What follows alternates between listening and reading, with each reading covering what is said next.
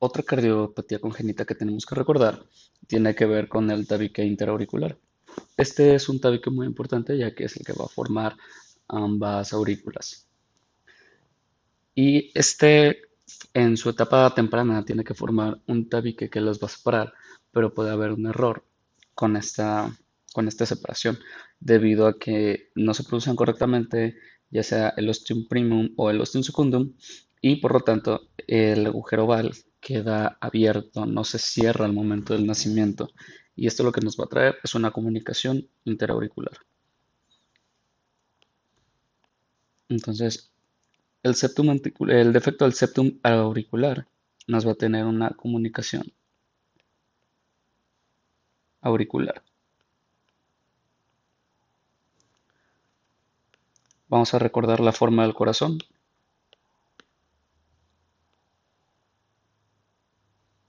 con sus cuatro cavidades. Tenemos las aurículas, derecha, izquierda, ventrículo derecho. Y también debemos recordar los grandes vasos. Del ventrículo derecho, pues ya sabemos que sale la arteria pulmonar y del ventrículo izquierdo sale la aorta. Entonces, nosotros, al estar hablando de esta comunicación auricular, vamos a tener aquí un defecto donde el agujero oval queda abierto y existe esta comunicación. Entonces, esto lo que nos va a generar es que la sangre que llegue de la vena cava, lo voy a dejar acá abajo, cava inferior y cava superior, al tener menor presión la aurícula derecha, va a seguir su trayectoria correcta. Va a bajar al ventrículo derecho y va a subir por la arteria pulmonar.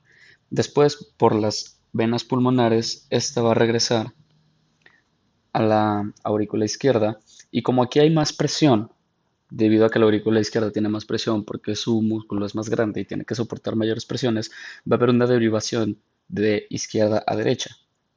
Esta sangre, que es rica en oxígeno, va a irse a la aurícula derecha.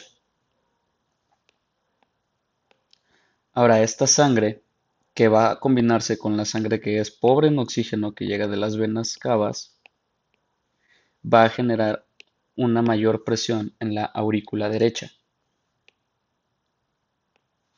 También esta misma sangre va a bajar al ventrículo derecho y va a subir por la arteria pulmonar.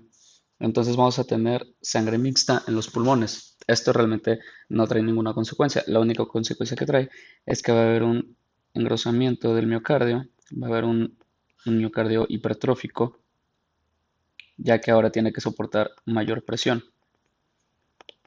Y también va a haber un engrosamiento, una hipertrofia del ventrículo derecho. Esto nos va a generar que ahora la polaridad se invierta.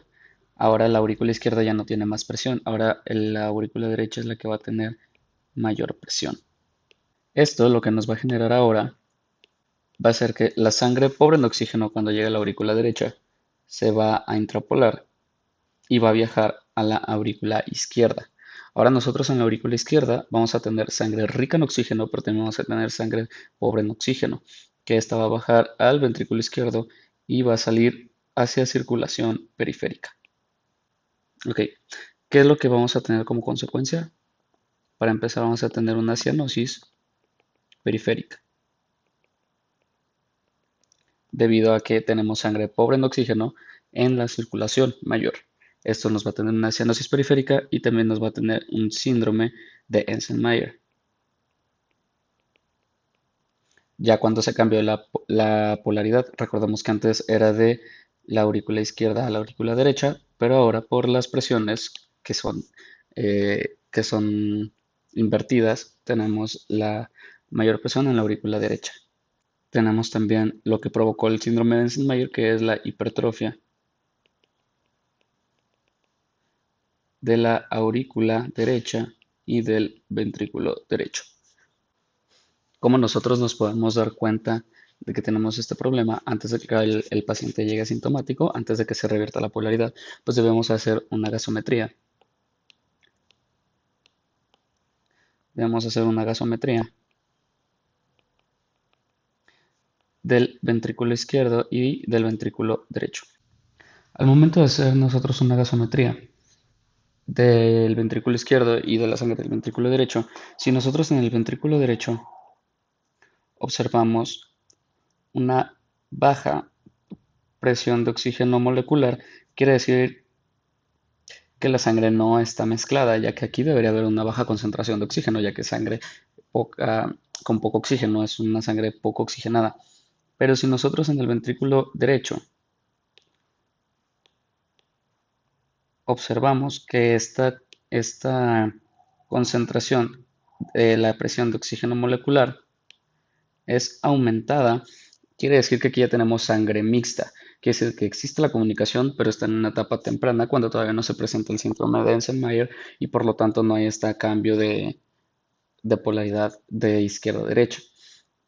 En cambio, si nosotros observamos el ventrículo izquierdo y observamos que aquí ya hay una baja concentración de oxígeno molecular, quiere decir que ya está este cambio, ya está la hipertrofia, ya está por lo tanto el síndrome de Ensel-Mayer y nosotros ya podemos observar al paciente con una cianosis periférica, con la hipertrofia, con el síndrome de Ensel-Mayer. Hay una complicación que a veces los pacientes llegan y no se presentan con ningún síntoma de cianosis ni con síntomas clínicos, pero sí pueden llegar a presentarse con una complicación. Y esta complicación se llama trombosis paradójica. Esta trombosis paradójica quiere decirse que es cuando hay un émbolo o un trombo que se genera en las venas profundas, por ejemplo en las extremidades inferiores, vamos a dibujar un pie. Y aquí vamos a tener nosotros un émbolo, un trombo. Este émbolo va a viajar por la vena cava hasta lo que es la aurícula derecha. Aquí nosotros vamos a tener nuestro émbolo y lo normal sería que bajara este émbolo a la vena, al ventrículo derecho y subiera por la arteria pulmonar, generando una oclusión en los pulmones, en las arterias pulmonares, generando un tromboembolismo pulmonar. Pero en pacientes que tienen esta complicación, este émbolo, este trombo, va a tener comunicación hacia la aurícula izquierda. Después este émbolo va a viajar al ventrículo izquierdo y va a subir por la aorta. Y ahora tenemos un émbolo en las arterias periféricas, que puede terminar en cualquier parte del cuerpo. Por ejemplo, en el mismo arco aórtico se puede ir a la subclavia, se puede ir también a la brachiocefálica o se puede ir a la carótida común. En caso de irse a la carótida común, pues recordemos que esta tiene conexiones directas con las arterias cerebrales del sistema nervioso. Entonces nosotros vamos a tener un émbolo en el sistema nervioso central. Por lo tanto, pacientes que tengan esta complicación se van a presentar tal vez no con cianosis, pero sí con un evento cerebrovascular. Un evento cerebrovascular y con una isquemia. Muy bien, ¿y cuál es el tratamiento para estos pacientes? El tratamiento consiste en una cirugía. Esto para poder cerrar ese defecto del tabique y que no exista la comunicación. O nosotros podemos percatarnos, podemos diagnosticar tempranamente este defecto de este tabique. Bueno, pues podemos hacer la prueba de solución salina agitada. Esto lo que generará son burbujas y nosotros podemos seguir la trayectoria de esas burbujas. Nosotros vamos a inyectar nuestra solución salina agitada en alguna vena que esté cercana al corazón. Entonces vamos a suponer que la solución salina agitada va a llegar por la vena cava inferior, va a llegar al corazón y en un paciente normal estas burbujas continuarían al ventrículo derecho y saldrían hacia las venas pulmonares, saldrían hacia las arterias pulmonares. Pero en este caso, como existe una comunicación de las aurículas, estas burbujas se van a ir hacia la aurícula izquierda. Ahí vamos a tener las burbujas, se van a ir hacia la aurícula izquierda y se van a ir hacia la circulación periférica. Entonces nosotros al tomar una muestra de sangre arterial periférica podemos observar estas burbujas y así podemos tener un diagnóstico de este defecto. ¿Y con qué podemos asociar este defecto? Pues al igual que el defecto del septum interventricular, lo podemos asociar con el síndrome de alcohol fetal o alcoholismo fetal.